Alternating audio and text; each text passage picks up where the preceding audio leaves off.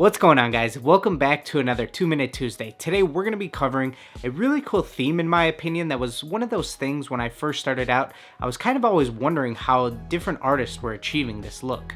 And it's this really cool look, in my opinion, that goes great if you're making a gift for somebody, or potentially if you're doing something for an athlete where we're showcasing a lot of their stats or accolades, or you're able to just show an entire history lesson compacted into a singular style.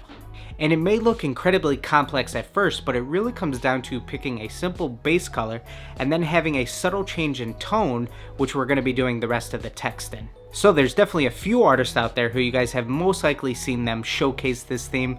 Our buddy Billy over at True Blue Customs and Dan over from Mosh Customs do this kind of theme or concept all the time, and they are some of the best at it. So today we're going to try walking you through some of the steps that it would take in order to do that.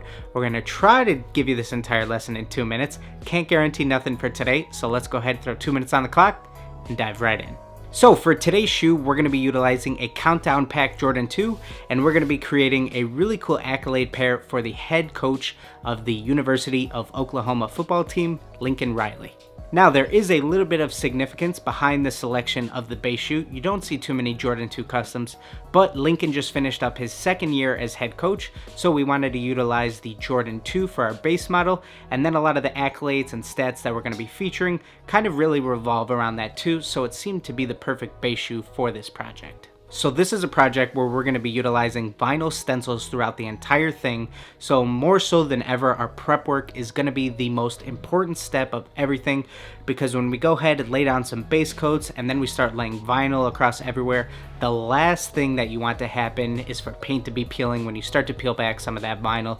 Having to redo steps and acetone off certain areas and redo things will just add countless hours to your project total. So go ahead and make sure that you do things right the first time around. Really take your time with the prep work when you know you're going to be doing something like this. So before we get into any painting, this is the type of project, in my opinion, where you want to go ahead and really kind of try to plan it out a little bit better than just in your head. Try to really put it down on paper or Photoshop, whatever the case may be, and just kind of start planning out different sizes and how you want things to look.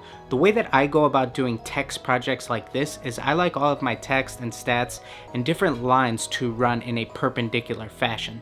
So that means some things are going to be going completely sideways, and then other things are going to be going completely vertical. However, we are going to rotate both of those lines slightly, but they still are going to be perpendicular to each other.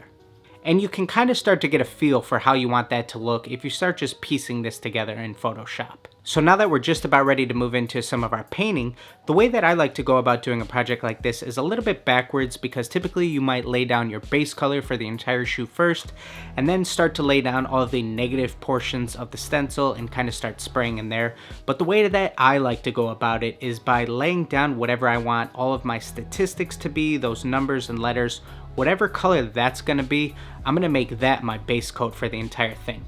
So the way that I want those to pop out in the end is I want that to kind of have a little bit of a metallic look to it.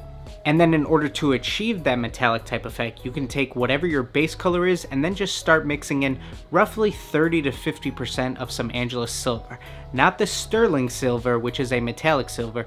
You're going to take this original Angelus silver, which isn't going to alter the color too much. It will lighten it a little, but what it's really going to do is just kind of add this metallic effect that you can really see when we zoom in here. Now I'm going to go ahead and just take this metallic red and start laying this down as my base coats. So now that we have our base laid down, we're ready to move into some of our vinyl. And what I use to cut out all of my vinyl is a combination of Silhouette Studio along with the Silhouette Cameo 2. I've had this cutter alone for about 3 years now. I use it every single day. It's super handy. This is a great investment if you're looking into getting a nice little tabletop cutter that you can use to start cutting vinyl for projects like this. Now I'm going to cut out all of our different vinyls in a lot of different shapes, a lot of different sizes, a lot of different lengths, just so you can really achieve a nice random look to it. Now we're going to go ahead, start piecing everything together with some transfer tape and just start laying it in a perpendicular fashion across both of our shoes. And a super important step here is to make sure that you heat set this vinyl just so it's going to hold down really tight across that leather, and when you start peeling it back, you're going to have those nice crispy lines. So now that we have our darker color laid down along with all of our vinyl on top of it, Rather than going directly into spraying our Oklahoma red right on top of this, what I'm going to do is lay down just a couple coats of mist in order for us to then lay the Oklahoma red right on top of this. And the reason that we do this is because if you just tried spraying the Oklahoma red color directly on top of your darker red that we already have laid down, you're going to have a hard time of getting that color to pop. And it would end up taking a bunch of extra coats, so this is kind of a little in-between step that's just going to go a long way in making sure that all of your colors are going to pop and come out exactly how you want them. Now on top of here, I'm going to go ahead and spray some of our original Oklahoma red color. And now it's time for the fun part of peeling back some of that vinyl and seeing all that hard work. And one thing that I like to do when peeling back some of this vinyl is heat it up beforehand. To me, this is a nice little extra step. It's a little extra cautious just to make sure that some paint's not going to peel up with it. However, this really shouldn't be an issue if you've done the correct prep work and you've allowed that proper dry time for all of your paint. But this is one little extra step that I've noticed does help to make sure that you're really not going to pull up any paint with your vinyl.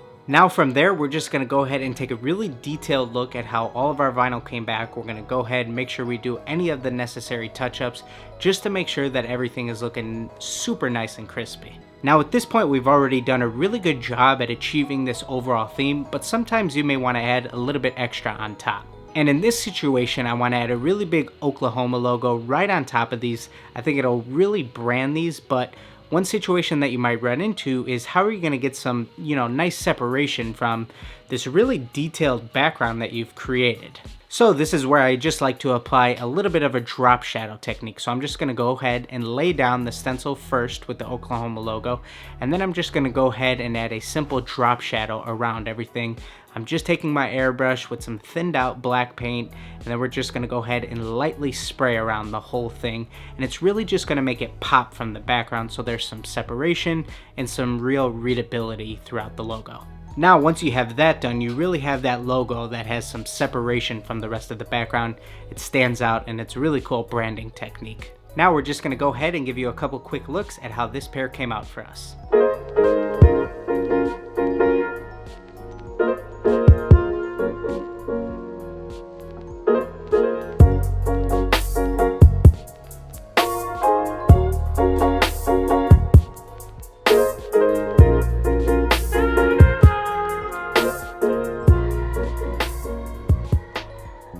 Alright, so there you have it guys, our Not So 2-Minute Tuesday tutorial on creating this really cool text effect on your shoes. Like I said, this is a great theme to apply if you're trying to create a tribute piece, a memorial, or a gift for somebody. It's really cool because you can add a lot of subtle details that you really only notice when you get up close to the shoe, and it goes a long way to making people think that the artist really went out of their way to kind of try to memorialize a lot of different things, whether it be statistics for somebody or dates, names, whatever the case may be. There's a lot of stuff that you can do with this that you may not recognize from far, but like I said, when somebody picks up the shoe, starts to really take a look at all the time and effort that you put into it, it really goes a long way. Those subtle details are really going to stand out. So I hope you guys enjoyed it. I hope you guys learned something from today's video. As always, keep sending us those suggestions for other topics or themes you would like to see covered in a 2-Minute Tuesday. We'd love to hear them from you guys. Go ahead, smash that like button if you haven't already. We would greatly appreciate that. Make sure you're subscribed, and we will see you guys in that next video.